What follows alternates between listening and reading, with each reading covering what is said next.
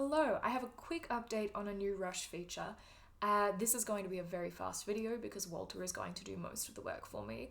But over the past few weeks since we launched and we've been having scientists using Rush, we found that there was an issue that Walter was not able to select specific binding sites. Walter would just predict the most likely binding site.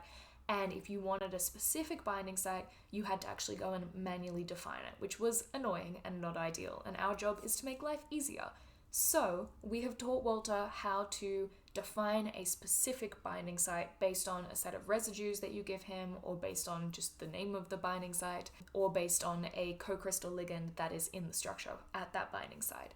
So I'm going to say to Walter, I want to run docking on the trypsin catalytic triad, and I'm going to let him think. Now, Walter is still thinking, but I find it kind of fun to have a look at his thought process sometimes. So you can see he's gone and done research on the catalytic triad of trypsin, and then he's figured out the relevant residues, and now he's about to call a virtual screen with those residues as the binding site. And there it is. So he's given us a bunch of information, he's picked the best structure and told us why he chose that structure, and here he's done a virtual screen. Now if I go into the settings, I can just check that he has picked the right binding site here, and I can examine that and make sure it is the binding site that I wanted, and then I can save and run that as usual. Thank you to everybody who asked us for this feature and got in touch and told us that they wanted it.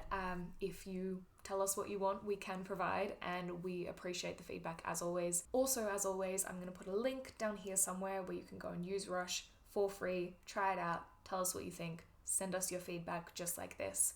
Goodbye.